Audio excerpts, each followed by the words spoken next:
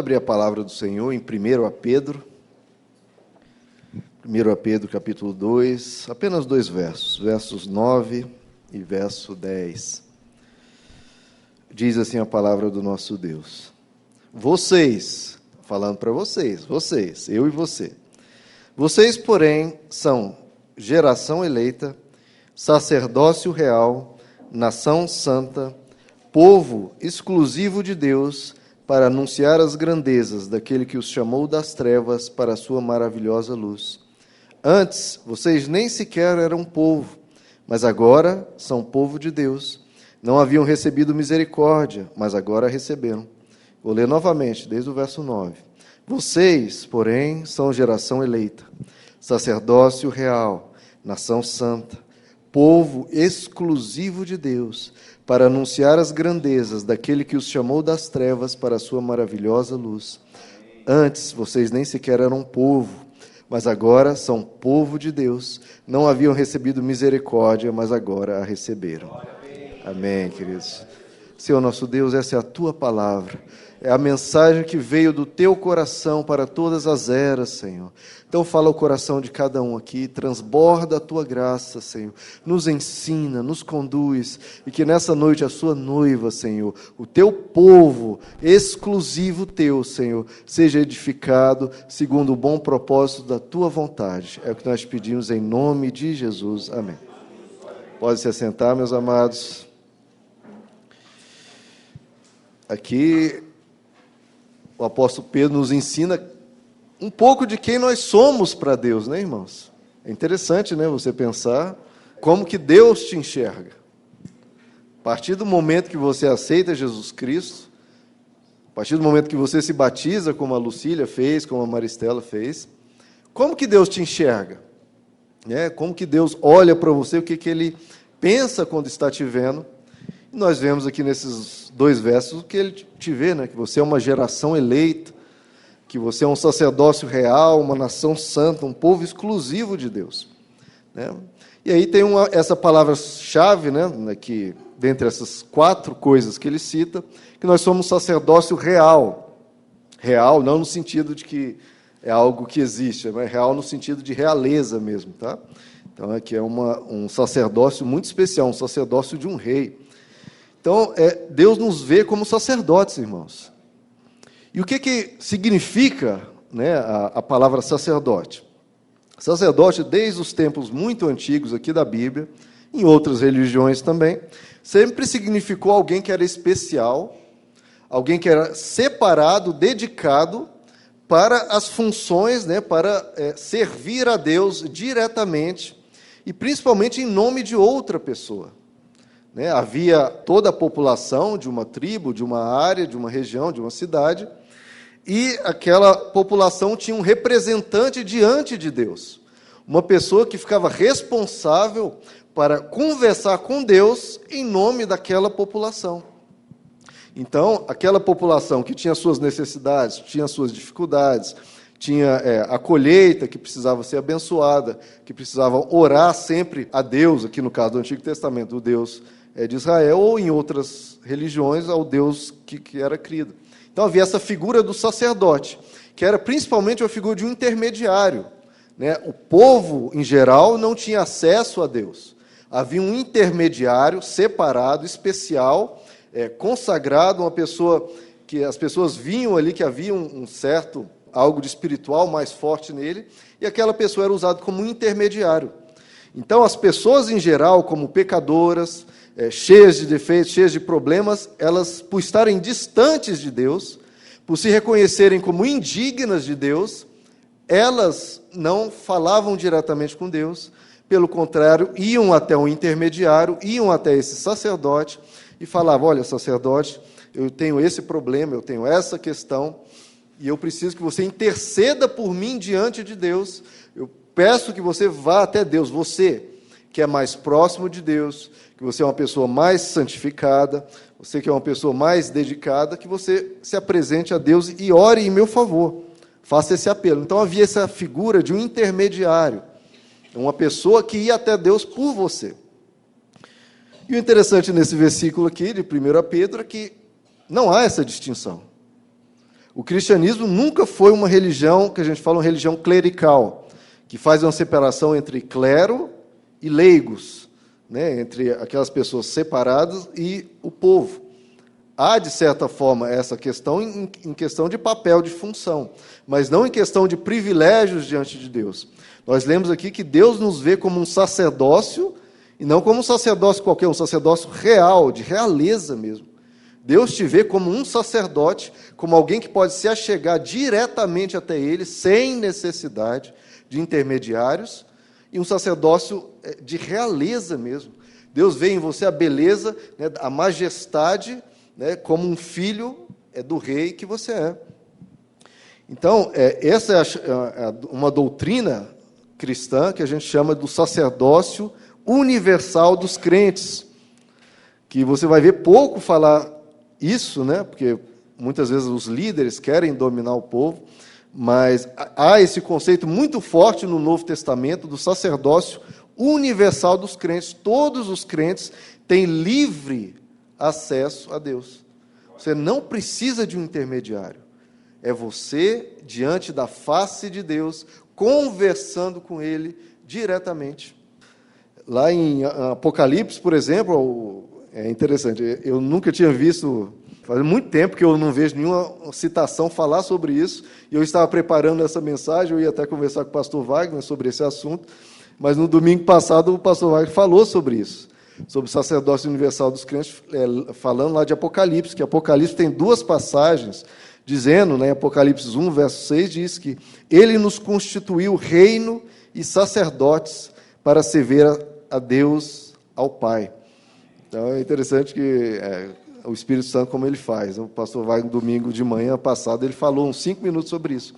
Então, irmãos, nós temos livre acesso a Deus. Como que nós temos esse livre acesso? Né? Se nós somos pecadores, se nós somos indignos, isso muda? Não, nós temos pecados, nós realmente não somos dignos da majestade de Deus.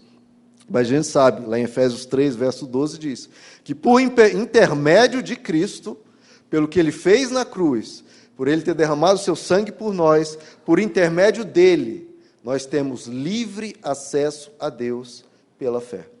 Livre acesso, completamente livre, não há qualquer barreira. É por isso que Jesus, quando Ele veio à Terra, Ele começou a nos ensinar a chamar Deus de Pai. De Pai. Há alguma barreira entre um filho e um pai? Nenhuma. Nenhuma. Por exemplo, a Inglaterra tem esse conceito da realeza, né? A única pessoa que pode perturbar o rei ou a rainha ou um príncipe da Inglaterra, nenhum assessor pode ligar no meio da madrugada, mesmo se for um assunto muito urgente. Mas o filhinho dele, ele pode ir lá perturbar o pai de madrugada e falar: pai, eu estou precisando, estou com fome, quero um copo d'água. É um livre acesso, completamente livre. E a gente tem que tirar do nosso conceito de Deus um pouco dessa religiosidade, né, que nos faz sempre nos achar indignos, sempre nos achar pecadores demais, e lembrar disso, que por meio de Jesus, você tem livre acesso. Você está falando com o teu Pai, e Ele nunca vira as costas para você, meu irmão.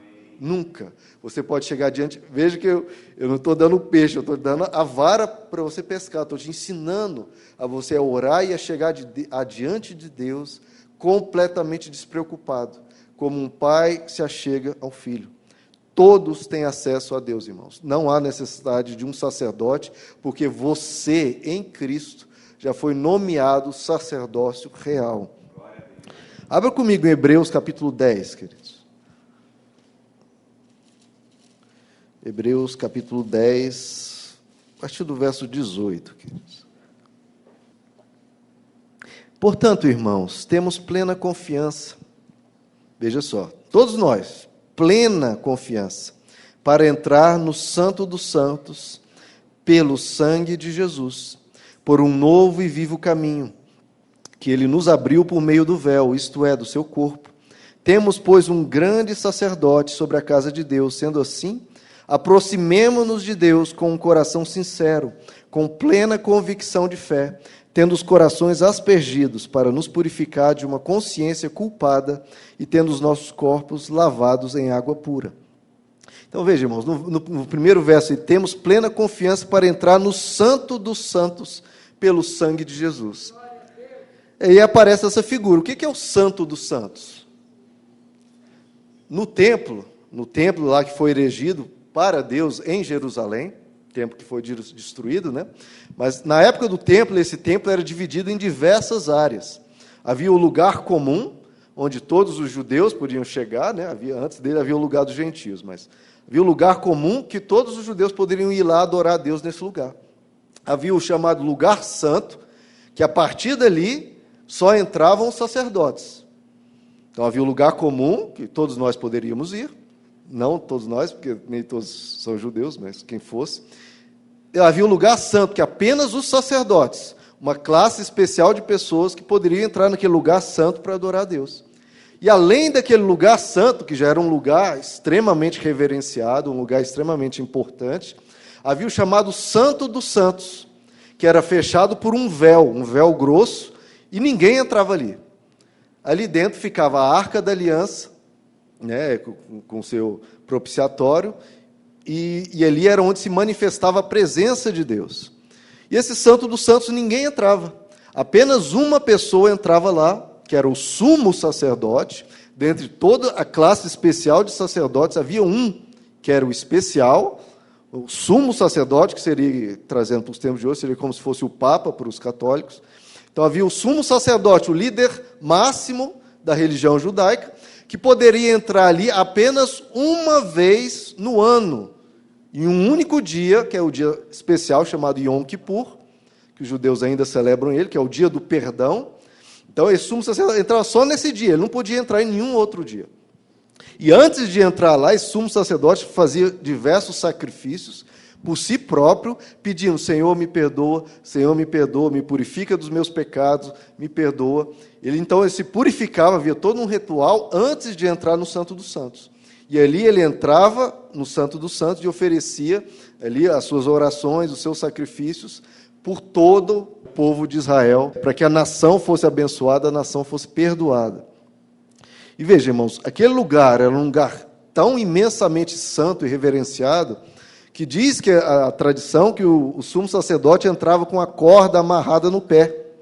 Porque se aquele sacerdote, apesar do sacrifício e as orações anteriores, pedindo perdão, se ele tivesse em hipocrisia, ou se as orações dele não fossem aceitas por Deus, se ele estivesse muito em pecado, ele entrando no Santo dos Santos, o próprio Deus o fulminava ali. Ele era executado por Deus ali, se ele entrasse em pecado. Tamanho o lugar, a reverência e a majestade e a santidade que havia ali no Santo dos Santos. Ele era fulminado. Então, se ele demorasse a sair, as pessoas já sabiam. Deus eliminou aquela pessoa, ele estava em pecado. E aí puxavam a corda e vinha o sumo sacerdote lá morto. Esse é o Santo dos Santos. Alguém teria coragem de entrar num lugar desse? Não. Todos nós seríamos completamente indignos, cheios de pecados, não poderíamos chegar diante da presença e da glória de Deus. E aí vem esse escândalo, que é esse verso que nós lemos, o verso 19 de Hebreus 10. Portanto, irmãos, temos plena confiança, medo nenhum. O sumo sacerdote ia tremendo de medo. Nós, qualquer um de nós, temos plena confiança para entrar aonde? No Santo dos Santos. Graças ao quê? Graças ao sangue de Jesus, por um novo e vivo caminho que nos abriu por meio do véu, isto é, o seu corpo. O véu que separava o Santo dos Santos, está falando, olha, Jesus, ele se rasgou ao meio, para nos dar livre acesso a Deus. Todos nós, irmãos, a gente não tinha o direito de orar a Deus e achar que ele se importaria com aquilo, porque na nossa dimensão de seres humanos, as nossas falhas, os nossos erros, os nossos maus pensamentos, antes e depois de orar, ou às vezes no meio da oração, pensamentos maus, como que Deus vai receber isso? Mas graças ao sacrifício de Jesus, irmãos, nós temos livre acesso, e com plena confiança, você pode entrar no Santo dos Santos, despreocupado e falando, Senhor, eu estou aqui na tua presença, clamando ao Senhor por essa causa, pela mudança no meu coração, mudança na minha família, etc. Aos olhos de Deus, irmãos, lá em Efésios capítulo 2, diz que Deus nos ressuscitou com Cristo e nos fez assentar nos lugares celestiais. Aos olhos de Deus, nós somos sacerdotes e já estamos, já na visão dele, já sentados nos lugares celestiais. Então, irmãos, o sacerdócio no Novo Testamento é sempre aplicado a todos os cristãos. Porque todos não precisam de intermediários, você tem livre acesso a Deus. Lutero disse: somos todos sacerdotes e não existe diferença alguma entre nós. Isto é, temos o mesmo poder com relação à palavra. A palavra está aqui. Se você a recebe, se você a vive e a pratica, você recebe as mesmas bênçãos, todos nós, indistintamente. Indistintamente. Então, todos nós somos povo de Deus, todos nós somos sacerdotes do Altíssimo. E aí, o que isso traz para a gente, né? Há essa posição do Novo Testamento, de todos nós somos sacerdotes, e a religiosidade institucionalizada, que nos ensina, né? O catolicismo medieval trouxe isso muito, né? Trouxe isso muito para a nossa bagagem de brasileiros, né? Que viemos dessa religião, que tem essa coisa muito forte, né? Do clero e dos leigos, que não há isso no Novo Testamento. E isso surge algumas coisas, por exemplo, você precisa, a oração do pastor Deus ouve, a minha não. Eu já ouvi isso de cristãos, irmãos, isso é uma mentira, isso é paganismo, isso é você precisar de um intermediário, você tem livre acesso a Deus. Ele é seu pai, o seu pai, e Deus não faz acepção de pessoas, Deus não tem um filho preferido, olha esse filho aqui, eu gosto, aquele filho lá, eu não gosto, não vou com a cara daquele filho, não. Não, ele é pai, e ele não tem filhos preferidos, ele não dá preferência para um em distinção de outro. É claro que Deus vai recompensar aquele que busca mais, aquele que procura ser um filho melhor, é claro que ele, como um Deus justo, ele vai procurar recompensar. E agora, aqueles que estão vivendo uma vida mais incorreta, ele vai procurar corrigir como um pai. Mas ele não faz distinção, irmãos. Outra questão também que surge por causa desse clericalismo, né, de alguns são sacerdotes, eu não, eu sou uma pessoa... É a questão de, por exemplo, o pastor, ele tem que ser mais santo, ele tem que orar mais, ele tem que buscar mais a Deus. É importante o pastor ser santo, orar muito, buscar, sim. Mas a vontade de Deus, irmãos, para todos nós é a nossa santificação. A santidade, a oração, a busca a Deus é algo que todos nós devemos exercitar. Encher-se de Deus, buscar a Deus ao longo de toda a semana, é dever de todo cristão. Não apenas do pastor, não apenas do líder. Lá em Salmo 127, verso 1, diz: se não for o Senhor o construtor da casa, será inútil trabalhar na construção. Se não é o Senhor que vigia a cidade, será inútil a sentinela montar a guarda. Então, todos nós precisamos de Deus, todos nós precisamos buscar a Deus. Abra comigo em 2 Coríntios, capítulo 5, queridos. Veja, vocês podem pensar, poxa, vamos lá, sua primeira pregação como pastor, em vez de você elevar o seu cargo, né, você está elevando... exatamente. Eu levo vocês, eu prego a palavra, irmãos, porque todos nós somos sacerdotes. Não há essa distinção. Todos nós podemos chegar livremente diante de Deus. Se eu fosse algum líder corrupto, falar, não, olha, vocês precisam de mim, olha, vocês querem ser abençoados, busquem a mim aqui, procurem a mim. Não, eu falo para vocês, busquem ao Senhor. Vocês têm livre acesso a Ele. 2 Coríntios, capítulo 5, verso 14. Pois o amor de Cristo nos constrange, a todos nós, irmãos, porque estamos convencidos de que um morreu por todos, logo todos morreram. E ele morreu por todos, para aqueles que vivem, todos os que vivem, já não vivam mais para si mesmos, mas por aqueles que por eles morreu e ressuscitou.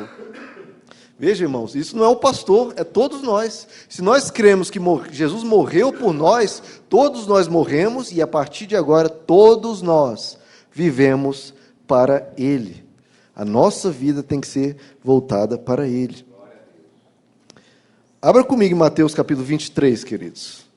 Se não ficou ainda tão clara essa questão, Mateus 23, o próprio Jesus deixa bem claro essa questão. Verso 5.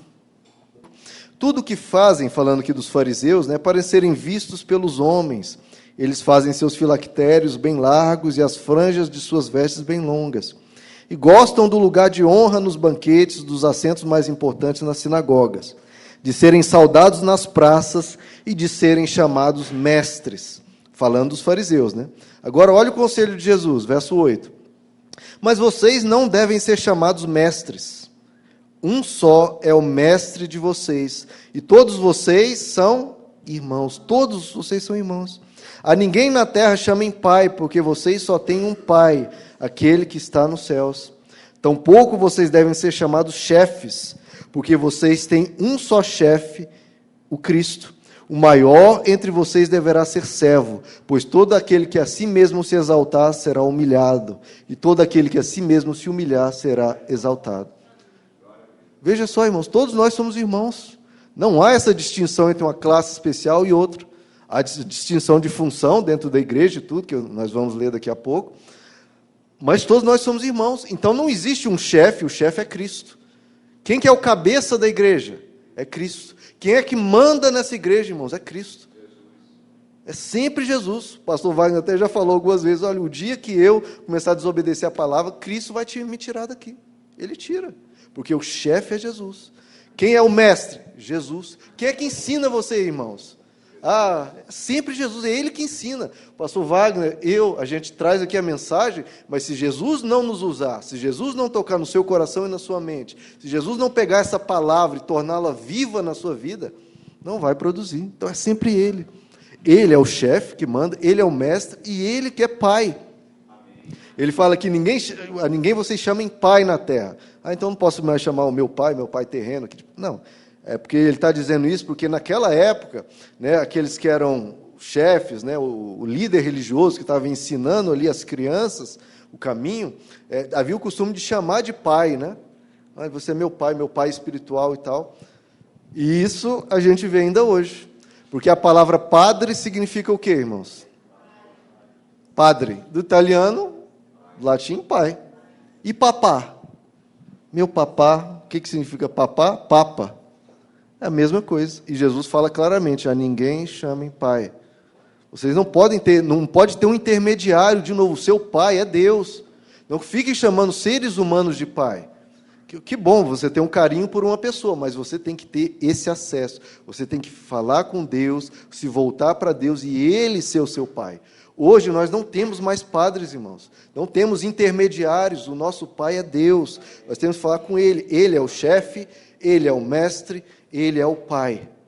Sempre, queridos. E que maravilha. Eu não quero outro pai, não, porque esse pai, para mim, está muito bom. Ele me satisfaz plenamente. Mas, como a gente sabe, né, irmãos, não há essa diferença, todos são irmãos, mas há os ministérios, há as funções dentro da igreja, né, porque a igreja tem a sua ordem, né, haja a sua organização. Abra comigo em Romanos capítulo 12. Não quero ser destituído do cargo, tá, irmãos? Porque todos nós somos sacerdotes, todos nós somos irmãos, e Jesus que é o mestre, mas a igreja tem a sua organização, os seus ministérios, as suas funções. Inclusive, biblicamente falando, Romanos capítulo 12, verso 4. Assim como cada um de nós tem um corpo com muitos membros, e esses membros não exercem todos a mesma função, veja só, todos somos irmãos, mas não é todo mundo que tem a mesma função. Assim também em Cristo, nós que somos muitos, formamos um corpo, e cada membro está ligado a todos os outros. Temos diferentes dons, de acordo com a graça que nos foi dada. Se alguém tem o dom de profetizar, use-o na proporção da sua fé. Se o seu dom é servir, sirva. Se é ensinar, ensine. Se é dar ânimo, que assim faça. Se é contribuir, que contribua generosamente. Se é exercer liderança, que exerça com zelo. Se é mostrar misericórdia, que o faça com alegria. Veja, cada um, irmão, é dado um dom, cada um é chamado por Deus para executar uma determinada função na igreja. Todas elas indispensáveis. Até mesmo você dá um ânimo ao irmão. Você vê uma pessoa chorando na igreja, você chega lá, põe a mão no ombro e fala, ô meu irmão, que Deus te abençoe, que Deus te conduza, que Deus te dê vitória sobre essa questão. Até de você dar um ânimo a uma pessoa, é algo que é um chamado de Deus para você fazer. Servir, né? Exercer liderança, mostrar misericórdia, né? Quando você estende a sua mão de amor e fala para aquela pessoa, olha, não se preocupe, meu irmão, Jesus levou os seus pecados. Então, tudo isso que você faz na igreja, todas essas funções são indispensáveis. São membros diferentes do corpo, o corpo tem membros diferentes e cada um com a sua função. Abra comigo em 1 Coríntios capítulo 12, que complementa aqui Romanos 12. 1 Coríntios 12. Coríntios 12, verso 5.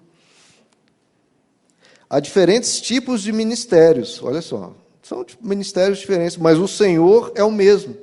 Há diferentes formas de atuação, mas é o mesmo Deus quem efetua tudo em todos. Quem é que está fazendo, então, a obra, irmãos? É Deus que efetua tudo em todos. A cada um, porém, é dada a manifestação do Espírito, visando o bem comum. Pelo Espírito, a um é dada a palavra de sabedoria, a outro, pelo mesmo Espírito, a palavra de conhecimento, a outro, a fé, pelo mesmo Espírito, a outro, dons de curar, pelo único Espírito, a outro, poder para operar milagres, a outro, profecia, a outro, discernimento de Espírito, a outro, variedade de línguas e ainda a outro, interpretação de língua. Todas essas coisas, porém, são realizadas pelo mesmo e único Espírito, e Ele as distribui individualmente a cada um, como Ele quer. É Deus, irmãos, que faz, chama cada um. Então, não adianta você ter um certo chamado, né? Eu tenho um chamado para servir, e você vai querer ensinar, não vai dar certo. Você tem um chamado para ensinar, e quer dar ânimo, não dá certo. Você tem um específico chamado, um específico dom que Deus te deu, que Ele distribuiu, e Ele vai se satisfazer quando você exercer esse dom. Não é porque você tem um determinado dom, mas não, meu objetivo é ter uma função X na igreja. Está errado. Você tem que buscar viver aquilo que Deus te chamou para fazer.